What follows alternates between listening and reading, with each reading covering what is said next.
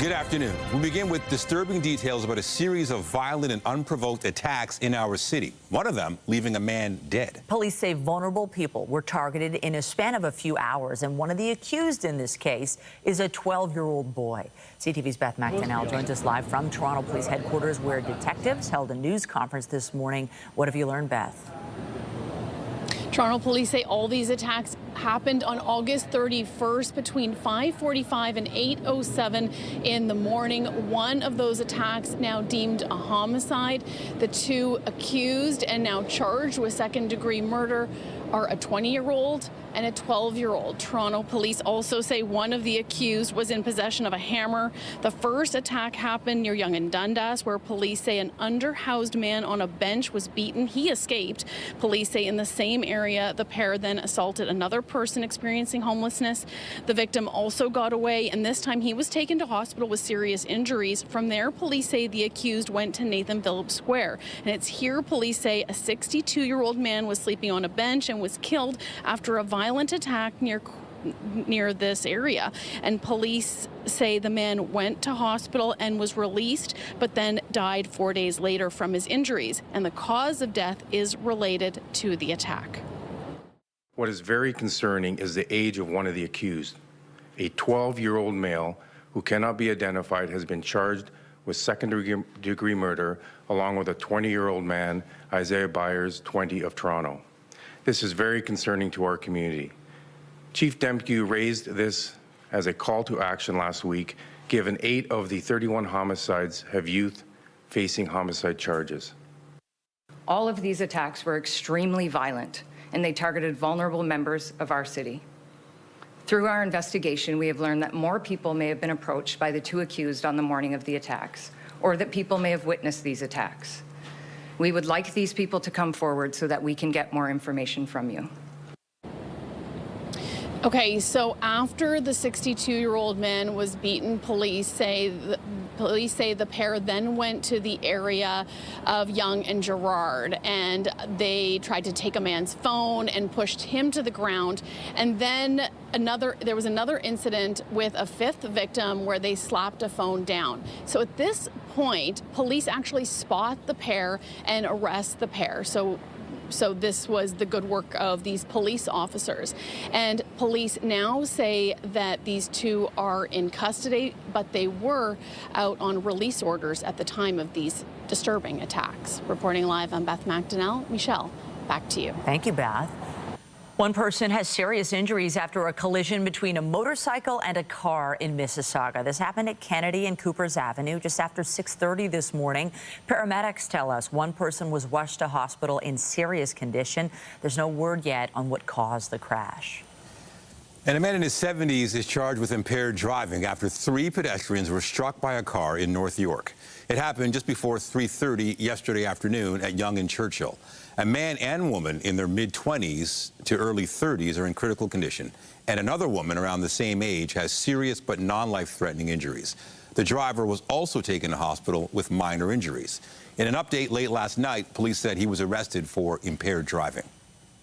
We turn to questions about what's next for the Ontario Liberal Party. This after leader Bonnie Crombie announced she will be resigning following a weak show of support at the party's annual general meeting over the weekend. CTV's Queen's Park Bureau Chief Siobhan Morris joins us live with the latest. You have to wonder what's next for her and the party. Yeah, I mean, a lot of questions here. Certainly Bonnie Crombie, I think we'll see a lot less of her over the next year or so, or until a successor is chosen. But another period upheaval here for the Liberals. This will be their 3rd leadership contest since 2018, when they lost control of government. What that race looks like, we still don't know. But we are hearing from MPPs, Liberal MPPs, in the last half hour. They're trying to push back on this story that's emerged that there was a caucus revolt when Bonnie Crombie met with them yesterday to discuss the possibility of staying on or leaving as leader. In the last 30 minutes, the caucus has released a statement thanking Crombie for pouring her heart and soul into what it means to be a Liberal. They say that Crombie did ask for their input, but stressed there was no revolt. Crombie actually decided to leave some hours after saying she would stay on. She only picked up 57% of party support in something of a leadership review that was scheduled after the election that was held over the weekend. weekend. There's no answer right now from the party about when exactly a leadership contest will be held.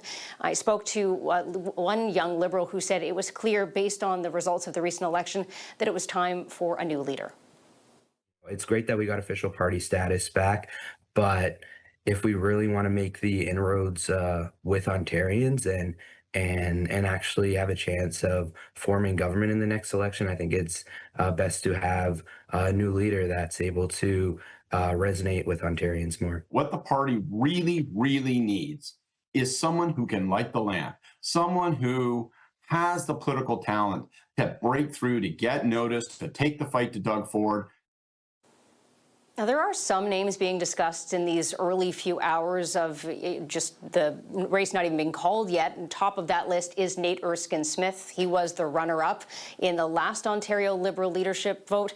He is now still a current MP for the Liberals. He was coy when asked on Saturday what his future plans are. Karina Gould's name also came up, also a Liberal MP, and she ran for leadership of the Federal Party earlier this year, coming in third. Reporting live from Queen's Park, I'm Siobhan Morris. Nathan, back to you. Thank you, Siobhan. And it's a big day in the nation's capital. MPs are back in Ottawa as Parliament resumes. And for the first time, Prime Minister Mark Carney and Conservative leader Pierre Poilievre will face off in the House of Commons. Those details still ahead. But first, let's take a live look at the city this afternoon. It is Monday, and we are embarking on a week with all kinds of sun and warmth that really will feel summer-like. Lindsay Morrison is here with a look at the current conditions. Maybe it's fitting, because isn't this the last full week of summer? It is the last official week of summer, Michelle, and boy, is it going to feel like this season this week. Today as well. In fact, it's already humid. It's 21 degrees in Toronto. Feeling more like 25. As the week goes on, it's going to start to feel closer to 30. So the temperature, a big part of the story. We are calm as far as winds are concerned. Wind direction coming out of the east, not amounting to a whole lot. All is pretty clear on the satellite and radar. There's a couple of very thin fair weather clouds impacting the GTA. So we'll go ahead and call it a mainly sunny afternoon. 24 degrees is our forecast high. Humidex 26. And if you like this, I think you're going to enjoy much of this week. Where's the rain, though? We'll take a look at the 7-day forecast coming up. Nathan, for now, I'll send it over to you. Thank you, Lindsay. The province is making changes in the wake of the horrific crash into a daycare center in Richmond Hill that left a toddler dead and several others injured. 1.5-year-old Liam Riazati died on Wednesday after a 70-year-old man drove into a daycare. Liam's aunt says her nephew was a beautiful boy and is calling for all child care facilities to be designed safely. Education Minister Paul Calandra joined CP24 Breakfast this morning to talk about the immediate and long-term changes the Ford government is making. We asked our providers, daycare operators, municipalities to immediately close parking spaces in front of vulnerable doors, windows, and we are out there now. I've ordered my ministry to work with inspectors, service providers, and operators, frankly, to identify vulnerabilities across the system. Also with our education partners, many daycares are in schools as well. Identify vulnerabilities, and we will move forward immediately in advance of legislation, frankly, identifying some of those vulnerabilities. We've heard from so many other partners in the construction industry, and we're willing to help out right now. A 70-year-old man is charged with dangerous driving causing death and dangerous driving causing bodily harm in connection to the crash. Starting today, Canada Post workers are no longer delivering commercial flyers. The move comes after the Canadian Union of Postal Workers said it would end a ban on overtime work. CUPW says Canada Post is refusing to talk until the union significantly changes its latest offer. In early August, union members voted down what Canada Post said was its final offer, and the union responded with its own proposal. The Postal Service said that offer was a step backward. For TTC riders, an important heads up if you're taking the subway this week. From today to Friday, Line 1 trains will stop running between St. Clair West and Shepherd West stations at midnight. Crews will be carrying out planned track work and shuttle buses will run instead. Regular service restarts each following morning at 6. MPs are returning to the House of Commons today after a 3-month break, and there will be a lot to watch for. Government House Leader Steve McKinnon is outlining the Liberals' priorities and is calling on all parties to cooperate in order to get things done for Canadians. I am under no illusions about what we face with the Conservatives under the leadership of Pierre Poilievre. In the last Parliament, Mr. Poilievre's approach was far from responsible. In fact, he shut down Parliament for weeks on end last fall, as I'm sure you all remember. He thought, and hopefully no longer thinks, a bad day for the government was a good day for the opposition. But this is not how this country runs. We need more good days for Parliament. Budget issues will likely be a key topic. Prime Minister Mark Carney has signaled the budget's deficit will be bigger than last year's. And this afternoon will be the first time Pierre Poilievre will square off against the PM in question period. The Conservative leader is returning to Parliament following his by-election win last month after he lost his seat in the April general election. For more on this, we are joined now by CTV's Colton Prale, who joins us live from the nation's capital. Colton, here we are. We've been talking a lot about what's going to happen and what can Canadians expect for this session of the House of Commons? Well, Michelle, clearly the political games are back already. Steve McKinnon not exactly telling the full story of what happened in that session of Parliament, but that is to be expected. The Liberal government calling for other parties to cooperate with them. They say they're a minority government with major projects to accomplish. But as you can see there, the politicking is back in full force. It's unlikely to be as collaborative as the Liberal government is looking for. But as you rightly point out, the financial focus will be apparent. The Prime Minister speaking yesterday, you talked about that deficit being larger than last year. His exact words were substantial. Have a listen to Mark Carney on that federal budget and why it's going to be so much bigger than perhaps Canadians expected. Substantial means that it'll be bigger than it was last year, and let's look at why that's the case. I mean, the actual level will come out with the budget, but let's look at what's driving that. First and foremost, it's the tariff war. Secondly, you have the response of Canada to that, which is very clear. We want to protect our industries and workers in the most affected sectors. You've seen the measures that we've announced in recent weeks and, in fact, recent months, and we want to build. And the Conservatives will certainly be hitting hard on just how large that budget is going to be. Expected potentially to see a deficit of $100 billion. There's very significant, $100 million, very significant conversation around this deficit. We heard the Bloc leader talking about it as well today. Everybody is going to be focused on the finances and framing every discussion that occurs in this Parliament around the economic health of Canada and what the future looks like for Canadians. I think Canadians are curious about that. And, you know, if we're talking about this new session, I mean, the economy and Trump's tariffs, we know it's a big issue. How heavily will it weigh on this new session? It's the shadow that looms over all of this. And Pierre Poilievre was very quick to hit on this in his discussion with caucus yesterday. He talked a lot about their priorities, but he was also quick to say Mark Carney has not lived up to his electoral promises. Have a listen. He promised elbows up, and where did the elbows go from there? The elbows are down. He has backed down again and again and got absolutely nothing in return.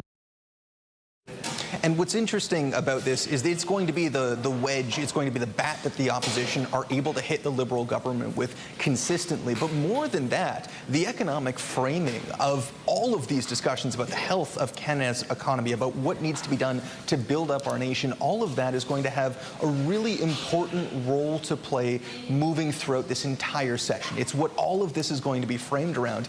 And this is a very unique session of Parliament because, as David Coletto from Abacus Data puts it, unlike in the past, on economic issues, it's not necessarily a cut and dry win for the Conservatives. Have a listen. This is maybe the first time in a really long time where Conservative politicians aren't necessarily ahead on the economy, where you have a Liberal leader and a Prime Minister who is Liberal, who many Canadians actually think is the best at managing this issue. So that's unique for the Conservatives.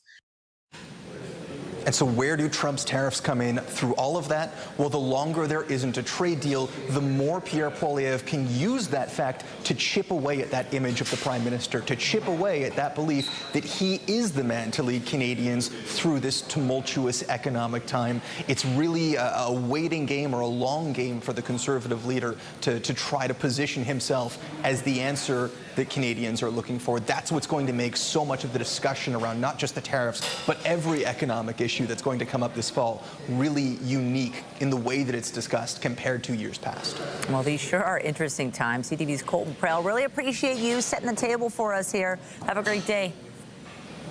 Anytime. In the Middle East, Qatar is hosting leaders of Arab and Islamic nations today. They're hoping to present a united response to Israel's attack on Hamas leaders in the capital last week. But it remains unclear just what the summit will be able to achieve, given some nations already have diplomatic deals with Israel. Leaders from Syria, Iran, Lebanon, Sudan, and Iraq are among those at the summit. Qatar has been serving as a key mediator in an effort to reach a ceasefire in the war. The U.S. Secretary of State is heading to Qatar after meeting with Israel's Prime Minister today. Marco Rubio was in Jerusalem for the meeting with Benjamin Netanyahu. There were no signs of American frustration or annoyance with Israel's latest moves, but President Donald Trump had made clear his displeasure with Israel's unilateral strike on Hamas in Qatar. Today, Rubio and Netanyahu both said peace in Gaza requires the defeat of Hamas and the return of all hostages, rejecting calls for an interim ceasefire. Back here at home, an Oakville family that's been in Canada for years is concerned about an impending deportation to Jamaica.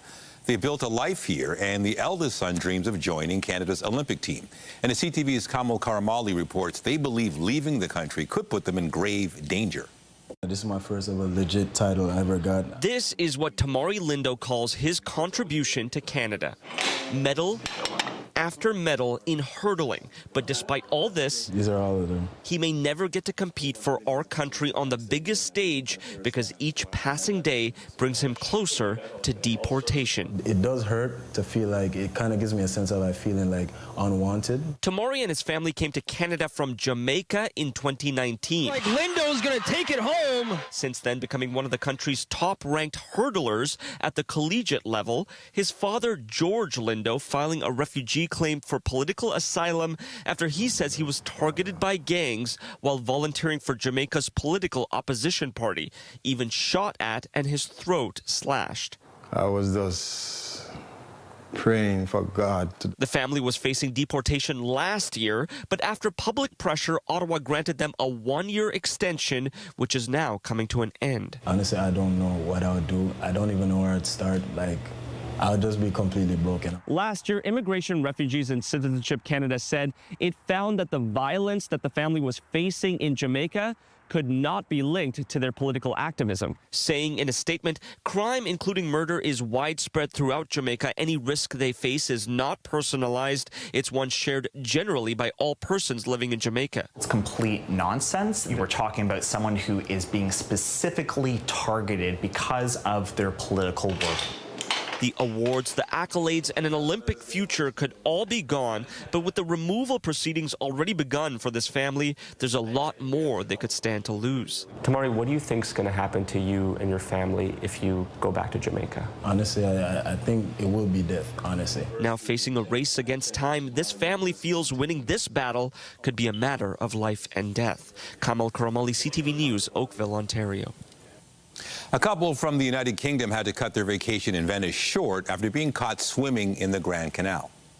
Gondoliers saw them taking a dip and reported it to police. The pair were fined over $500 each and expelled from Venice for 48 hours. Now, there have been more than 1,100 such sanctions handed out to tourists caught doing the same thing so far this year. The couple had to return to their home in the UK on Thursday, the same day they arrived in the city. Lindsay. So our seasonal average is now about 21 degrees. That's the temperature that we roughly expect to reach at this point in the month of September. Today, we are going to be above that. 24 degrees is what we're forecasting, feeling a little more humid than that, too.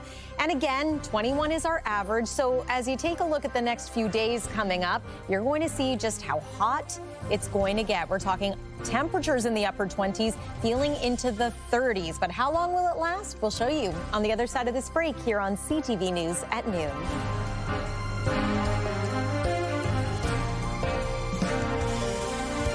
When you see it happen, send it to CTV News. Text 10400 from your screen to ours. Text 10400. Oh, well, we're coming off a lovely Sunday, and this beautiful trend continues. It was so nice. I actually went out and did some errands on Sunday and thought I got to go back outside just to walk around. I think so many people maybe change some plans. Like, we got to do more outside. We did bike rides on the weekend. We swam. It's like all the things. September has been stellar for the most part. Yeah, I'm so happy to hear that. Everyone outside enjoying. And I would say get outside and enjoy this while you can, but boy, oh boy, we have many more days like this in store for this week, maybe beyond as well. We are missing a little bit of precipitation. You'll find that the next 7 days are quite dry. But at the same time, I don't think too many people are complaining, given that we have so many months of precip and cold weather ahead. Weather is brought to you by the Presler Law Firm. Injury lawyers, you don't pay unless they win. Beautiful start to the day this morning. There's our sun rising. And yeah, we did have a few clouds in the mix earlier on too. Those have, for the most part, since dissipated, and we're going to see mostly clear skies through the rest of this afternoon and really through the rest of the week. Wait until you see what the 7-day forecast looks like. But let's begin with a look at the current satellite and radar. Not much to show you, and that's kind of the whole point. High pressure is going to be dominant for us really the next several days, perhaps into the weekend as well. Active weather well to the northwest and to the southeast, but not impacting us here in the lower Great Lakes. Forecast radar, yeah, a little bit of cloud drifting in and out. Partly to mostly sunny skies is what we're expecting in the short range forecast. Maybe a little more cloud heading into the weekend and cooler temperatures by then too. We've just added a degree. We're at 22 degrees this hour in Toronto. It's already 24 in Windsor, feeling like 30, and it's 22 degrees in Kingston, 20 in Wyerton, 18 degrees this hour in North Bay. Here's your evening forecast. So this is around 6 p.m. tonight. Reminder, the sun now setting before 7:30, so you'll find the 7 o'clock hour not quite as bright. Overnight tonight, forecast low is about 14 degrees, so it's not just the daytime highs, it's the overnight lows that are warmer than normal too. Clear skies, and then tomorrow, beautiful sunshine. Once again, an easterly wind that's not going to be all that gusty. It's just very calm and pleasant, enjoyable outside. 24 degrees is going to feel more like 27 in the GTA, but the forecast high in places like St. Thomas, Goderich, for example, 27 degrees feeling like 31. And we're going to start to tap into some of that heat as the week progresses. So let me show you the 7-day forecast. By about Wednesday and Thursday, we are feeling the heat. It's going to feel like 28 on Wednesday. Going to feel like 30 by Thursday, and the run of sun continues into the weekend. A little bit of an increase in cloud for Friday, Saturday, Sunday. Notice that it's cooler, so seasonal or slightly below into Saturday especially, but no measurable rain over the next 7 days, at least for now. Michelle, I'll send it over to you. Thank you, Lindsay. Tributes continue to pour in for a longtime Canadian broadcaster and beloved member of our CTV News family. Beverly Thomson passed away Sunday morning after a long battle with cancer. CTV's Adrian Gobriel looks back at her life and her contributions to journalism in our country. This is a little reunion here on the docks in Halifax. For more than 3 decades, Beverly Thomson guided Canadians through historic moments across the country and the world. Welcome to America's Choice 2016. I'm Beverly Thomson. Raised in the Toronto area, she began her career away from the camera at a small radio station. And I thought I'd hit the big time. It was in Newmarket, north of Toronto. And it was in a small strip mall underneath a laundromat. It was not very good, and that was great because I was terrible. And I don't think anybody was listening. Oh, that's not true. My dad. Under cross-examination, from there, Thomson began to learn 3 pillars of what she said guided her career: perseverance, passion, and patience. I don't mind you shaking your head. Let's go. In the past year, there were half a dozen charges laid. Eventually earning her first on-camera position as a local reporter with CTV News Toronto. Hundreds of police officers are expected to attend the funeral in Niagara Falls Wednesday morning. Until one night, she suddenly found herself on the anchor desk. He said, "Our anchor didn't show up. We need you now." In those days, the newscast went to air at 6:30. It was 6:21. Thomson never looked back. World Beat News with Tom Gibney and Beverly Thomson. She was at the helm of the weekend anchor desk at CFTO before moving to Global News in 1997 to anchor their flagship Toronto newscast for 7 years. We have somebody that we'd like to introduce you to. In 2003, Thomson returned to CTV. This morning in Halifax, please welcome Bev Thomson as co-host of Canada AM. Station, this is Canada AM host Beverly Thomson. How do you hear me? Beverly and Canada AM, I hear you loud and clear. How do you hear me? Following a 13-year run co-hosting Canada's morning show, she took her talents to the CTV News Channel anchor desk. I'm Beverly Thomson. Here's what's making news right now. From News Channel, Canada AM to CTV's W5, over the decades, Thomson conducted thought-provoking interviews with some of the biggest stars on the planet. Oh man, I can't believe this has never happened to me in an interview in my life. This I love. Every earned line on my skin and scar on my heart. I can own them now. Own them. You have to own them. What does Shania Twain listen to? Well, I listen to Celine Dion. You've always been so honest with your fans. Whatever's been going on in your life, you've talked about. Well, that's a decision you make. You know, it's either you're transparent or you're not. Transparency was always front and center for Thomson, especially while sitting down with some of the world's most powerful politicians. Well, thank you, Hillary Clinton, for having some time to share with us about coaxing Clinton to open up about her desire to run for president. Thomson also opened up about her own story and her brave battle with breast cancer. You get emotional. You can't help it. Everybody is here to make the world a world without breast cancer. She became an official spokesperson for the Breast Cancer Foundation of Canada. An outspoken cancer survivor, Ms. Thomson. In 2019, Thomson was awarded the Order of Canada for her outstanding contributions to this country's broadcasting industry and for her volunteer work to help raise money to find a cure for cancer. A dedicated journalist, Thomson took pride in helping and informing Canadians. At home, she was a loving mother to her 2 children, Robbie and Taylor. From charity skidoo events, skiing the Rockies, or attending Blue Jays games with her kids, Thomson cherished her time with her family. There's one more quote that I want to bring you from an interview that I did with the 7th Secretary General of the United Nations, Kofi Annan. He said, "To live is to choose, but to choose well, you must know who you are and what you stand for, where you want to go, and why you want to get there." I think in those questions are the 3 Ps. Persevere, live your passion, and have the patience to make it through. She lived that mantra to the fullest while exuding courage, kindness, and grace. Adrian Gabriel, CTV News, Toronto.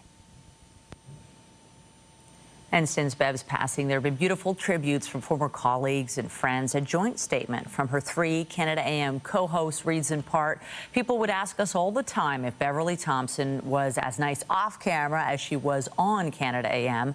Well, she was. She was also a total pro, a committed and passionate journalist who persevered at work and in life." Celebrated fashion journalist Jeannie Becker posted online, "Bev was class and sunshine personified, a true lady who lit up every room she graced." And in a statement, Bell Media's VP of News, Richard Gray, said, "Bev Thomson was a trusted voice to Canadians," adding, "For decades, she always made a significant impact across the country with her vocal support and advocacy for cancer charities." Stay with us.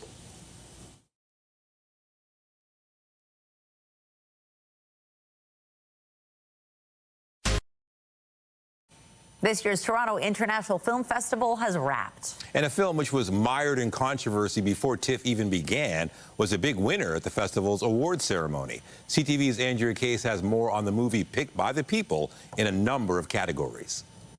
And the 2025 People's Choice Documentary Award, presented by Rogers, goes to The Road Between Us, The Ultimate Rescue, directed by Barry Averich. Of the win, director Barry Averich said he felt vindicated. The film, which was invited to the festival uninvited and then re-invited, won the People's Choice Award for Best Documentary. And Cameron, where are you? You're right over there. Thank you. I appreciate everything that TIFF has done for us. The most exciting thing, again, was being in the theater and feeling the love immediately that day. And to win this award to me, amplifies that experience. The film opens October 3rd, and hopefully more audiences come out and see the film. That's what it's about, dialogue and conversation. The winner of the People's Choice Award presented by Rogers is Hamnet, directed by Chloe Zhao. The people chose Chloe Zhao's Hamnet as the best film. Zhao attended the film festival but left before the award presentation. Good morning, TIFF. Unfortunately, this is how her acceptance speech was played back. Oh, thank you. Zhao said she was very lonely when she was young and began writing and creating, posting online to get people's reactions, good or bad. The ever-popular Midnight Madness section crowned Nirvana, the band that showed the movie, as the winner. This is highly unexpected, but we knew from the screening that the people that got to see the movie had a really good time. And we had a really good time. We had a bit of a home screen advantage, though, for sure, because we shot this movie in Toronto, and the audience was mostly from Toronto. So, yes, but it was a very nice surprise to wake up to this morning. The Best Canadian Feature Film Honorable Mention Award went to Min Suk Lee's There Are No Words, which tackles the subjects of race, domestic violence, and suicide. For TIFF to recognize There Are No Words in the Canadian Features category is a significant honor, not just for my mother, but for immigrant working-class women around the world, and in Canada in particular, whose stories are often not part of the archives. Andrea Case, CTV News. Staff at a local bar in southern Ontario were left starstruck when an unexpected visitor showed up. Chicago Pub and Billiards in Cambridge said they had no idea Justin Bieber was coming by, but were happy to host him for an evening out. They say he played pool with a friend, did some karaoke, and posed for photos with fans. After Bieber shared a picture of him playing at one of the billiards tables, the pub says customers began pouring in to catch a glimpse of the celebrity. Speaking of celebrities, it was a big night in Hollywood. The 77th annual Emmy Awards were presented, and the first award went to a Canadian. And now the Emmy for lead actor in a comedy series goes to Seth Rogen, The Studio. Thank you. Wow, this is amazing. I so could not wrap my head around this happening that I literally prepared nothing. I've never won anything in my life. This is really just so lovely, and I feel like I should. I don't know what to say. This is so nice. Thank you. I appreciate you all. The studio took home a total of 13 Emmys, breaking the all-time record for a comedy series. Rogen himself won 4 Emmys, tying the record won by a single person in one night. And 15-year-old adolescent star Owen Cooper became the youngest male to ever win an Emmy, winning Best Supporting Actor in a limited or anthology series. But one of the evening's most interesting moments came when Stephen Colbert's The Late Show won the Emmy for Talk series. The Emmy goes to The Late Show with Stephen Colbert.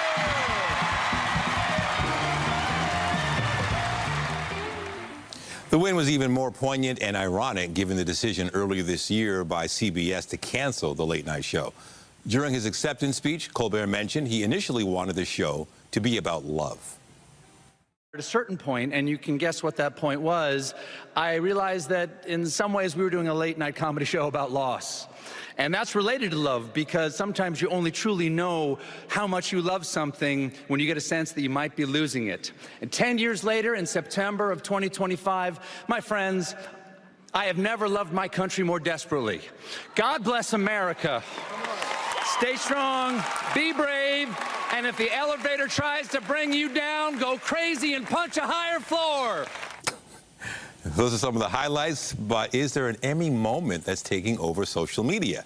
For that, we're joined by Sam East, host of 99.9 Virgin Radio, and our Monday segment, Chronically Online. Hey, Sam, good to see you. So I'm sure you watched. Was there a moment that really stuck out?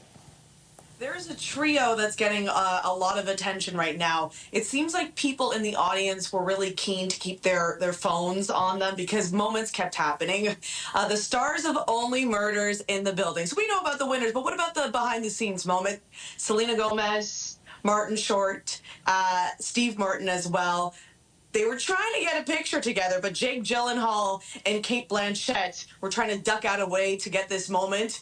Benny Blanco, Selena Gomez's fiance, also right beside her. This moment was shared over and over again, absolutely viral on social media. But also another moment that played out involved some lip reading. We have the clip of that as well, where Martin Short was seen texting someone, a very innocent moment, of course, but it looks like Selena Gomez is talking about this moment with her fiance, and she says, Marty's texting Meryl, as in the Meryl Streep. Now, it hasn't been confirmed that Martin Short and Meryl Streep are together at this point, but moments like this just fuel the fire that they are indeed an item. And we're keeping an eye on it. It is possible. And it wasn't just rural Ontario that got a taste of the Northern Lights last night. Yes, so it seems as though there was a spotting of the Northern Lights right here in the GTA. Someone in downtown Toronto shared this photo on X. This is, of course, the Toronto skyline shot, and very faintly, even though we do have light pollution, there was some sighting of the Northern Lights. Now, I've been scouring the internet and different threads to see if other sources can verify this.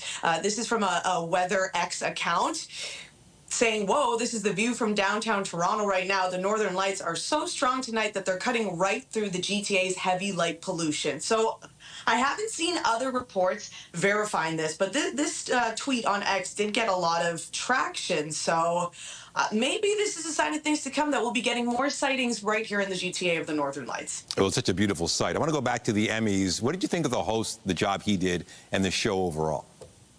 You know, he's getting a lot of heat for this, for that counter, right? So he was getting fundraising for the Boys and Girls Club of America, and he said for every person that went over their, allotted speaking time, that donation amount would be deducted.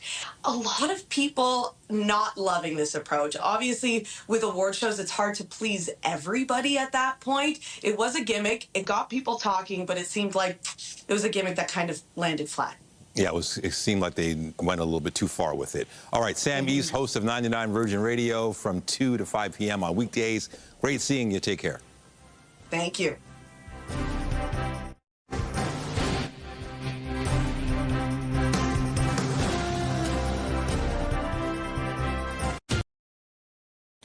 Well, there's no question. Languages evolve. Just compare Shakespeare to the way we talk right now. Very true. For over a century, linguists have argued those changes are driven by little kids. But there's a new hypothesis on the block, and who better to tell us about it is science guy Dan Riskin. Now, Dan, let's start with the old hypothesis that toddlers drive the change of language. Can you break that down? Yeah, so for over a century, the sort of wisdom has been that languages change because little kids make mistakes, and those mistakes stick around. Like we say spaghetti, a kid says paschetti, and then, the hypothesis is that in 100 years, everybody's going to say paschetti because that's how it changes. But a new hypothesis is out that I like a lot, and it says that doesn't make any sense because kids learn how to say spaghetti properly by the time they're about 10. So and they don't have the social pull to change how we talk. Teenagers, they don't listen. They say it the way they want to say it. It doesn't matter what you tell them. They're going to keep saying it the way they want to say it. And they are pushing language in a new direction. If you look at the word cool, for example, that was introduced by teenagers, not some kid who couldn't say neato. Yeah. So this new idea is that teenagers are the ones that make the language evolve. And I like this because teenagers don't get enough credit for, the great things they bring to a culture. And, their rebellious, not willingness to talk the way we talk, and they're looking for new words. I can barely choose my words here, but, I can barely understand my kids, and they're making the language better for it. But I will say, when kids say a word wrong, a lot of times as parents, we repeat it, and it becomes sort of the thing to say for like years. Yes, yeah, like a little inside joke. And I think that's why I think a lot of people held to that hypothesis, that had that kind of staying power. But I think this one resonates. It feels right. And when you think about, the word of the year, when these new words show up in the dictionary, like Riz. Oh, but can skibbity not be a thing in the future? Oh, like, listen, please? And 67 and all the other things. I can't understand any of it. I know. Oh, well, all right, let's move on. This next one kind of sounds science fiction-y. There's researchers who found a way to clean laundry with a blue light? Does that really work? Yeah, this blows my mind. Sometimes something so simple could have been just sitting there waiting to be figured out, and it wasn't until now, is sort of amazing. But what they did is they basically took a bunch of laundry with yellow stains on them, things like, you know, the armpit stain or even food stains, and didn't even put water on it, just shined a blue light, and it broke down the stain. And then you put it through laundry after there and everything comes right out. And it works much better than just doing laundry by itself. They tried ultraviolet, that damaged the fabrics, but blue light, really intense, bright blue light had this effect. So who knows, maybe when we buy a model of laundry machine in the future, it'll have a sort of blue light phase before it adds water and cleans your clothes that way. We would have thought. Or this one, I never would have thought there'd be a study on obituaries, but apparently a study shows that our values have changed based on obituaries done over the past 30 years. Yeah, I mean, you write an obituary about a person that you're remembering, but it also reflects who you are and what you care about, right? What you choose to say about a person says something about what's important to you. And so for this study, they looked at 38 million obituaries spanning 30 years and looked at the words that people use to describe people. And, you know, a lot of the words you would expect, kind, traditional, you know, things you would expect to find. But there are a couple of moments where culture changes in a big way, and you see that reflected by the obituaries. 9/11. Before 9/11, people would use the word security. They would talk about how someone is a protector. Right after 9/11, that drops right out. You don't see that language anymore because people just didn't feel as safe as they did before. And so it was hard to say, I feel so safe thanks to this person. Similarly, COVID, talking about how everybody comes together, that language changed right after COVID because people couldn't be in the same room, right? And so we lost the opportunity to have that closeness with people. And so you see that drop out of the obituaries. And the financial crisis of 2008 is the third piece, where you see great provider, that language all of a sudden fades away because we suddenly realized that maybe this financial footing we all thought we were standing on could be taken away from us. So our culture is reflected by obituaries. And so next time you read one, you know, it's about the person it's written about, but it also says something about the people who were left behind. Wow. Oh, wow. Evolving language and laundry. We've learned so much today. Dan Riskin, our resident science and tech expert. Thanks so much. Have a great week. You too. Thanks. He's got Riz and motion. Oh, there it is. The kids say. All right, take care, Dan. All right, to sports. The Blue Jays are in Florida tonight after sweeping the Baltimore Orioles at home. This is well hit, slicing down the left field line, and it drops in fair. Springer in to score. Lucas right behind him. Guerrero on his way to the plate, and it's a 3-run double for Addison Barger. The Jays scored 6 runs in the 7th inning of yesterday's game, including a 3-run double by Addison Barger. They went on to defeat Baltimore 11-2 to sweep the series. The Jays begin a 4-game series against the Rays in Tampa tonight. And that is when the Jays' top pitching prospect is set to make his major league debut. Trey Savage will start tonight's game against the Rays. Manager John Schneider says the 22-year-old won't have his innings limited, and his role with the club will be determined after the game. Savage has made 25 appearances in the minor leagues this season and owns a 3.58 ERA as well as 160 strikeouts. A Canadian has defended her title in the women's hammer throw at the World Athletics Championships. Cameron Rogers won her 2nd straight gold in dominant fashion today, breaking her own Canadian record with a throw of 80.51 meters. That was yesterday. Afterward, the 26-year-old from Richmond Hill, Richmond, BC, said she thinks she's feeling every single emotion under the sun all at once and believes the result was everything they could have hoped for in a competition. Rogers now has 2 World Championship gold medals to go with her Olympic title at the 2024 Paris Games. I'm Jessica Smith. We are live here at the Rattlesnake Point Golf Course in Milton for the Leafs and Legends Charity Classic Golf Tournament. We've seen the likes of Max Domi, we've got alumni Daryl Sittler, and newcomer Dakota Joshua all here hitting the green for a great cause. Coming up, we'll have more on the MLSE Foundation's efforts to remove systemic barriers from hockey. Members of the Maple Leafs are gearing up for the upcoming NHL season. But before they hit the ice, they're going to hit the links. CTV's Jessica Smith is at Rattlesnake Point Golf Club for a special charity event. Jessica. It is a perfect day for golf, as Lindsay's been talking about. We have lots of sunshine out here, but we are down here supporting the MLSE Foundation, and there are over 250 participants. We have Leafs legends, you've got current players, alumni, and supporters all out here hitting the links today for a fantastic cause. Now, events like this help create positive outcomes for youth in the community to help them reach their potential in sport and outside of it. Leaf Nation and the Leaf brand is so strong, and back when I played and started, you know that it's important to give back to the community. And these opportunities are there all the time, and we all have a choice every day you get up whether you want to be involved and participate in it. And I've learned over my life, like, if you sit on the sidelines and do nothing, probably nothing's going to happen, but you get involved, you can make a difference. I would say diversity. So we've been leaning a lot into diversity with our hockey coaches education program. And essentially it's a program that removes barriers for BIPOC youth. All the proceeds raised today at the tournament go to the MLSE Foundation and those efforts to help remove systemic barriers. Reporting live, I'm Jessica Smith. I'll send things back to the studio. Great cause. You know, if you have a good slap shot, you could probably drive a golf ball too. You have to think, yeah, when you're a good athlete, it kind of relates to all different sports. Oh, to be golfing today, how stunning. And all week, really. Pick your day this week. You can take any of them. Hit up the links. Fair days on the fairways coming up. But let's one more time talk about today, and more specifically tonight, if we're going to be above seasonal once again with clear skies, 14 for the low. 24 degrees once again is our forecast high tomorrow, but we expect it will be a little more humid. Look at all the sunshine, in fact, for the next 3 days. If you're going apple picking, you might leave the flannel at home. It's going to be feeling a lot more like summer than fall, really over the next 7 days, right into next weekend. Nathan and Michelle. All right, thanks, Lindsay. And that is CTV News at noon. Remember, you can get Toronto's breaking news all day long on CP24 and at ctvnewstoronto.ca. For Lindsay Morrison and the whole team here, have a pleasant afternoon. I'm Michelle Dubé. And I'm Nathan Downer. Be sure to join us later for CTV News at 5 and 6. Have a great afternoon.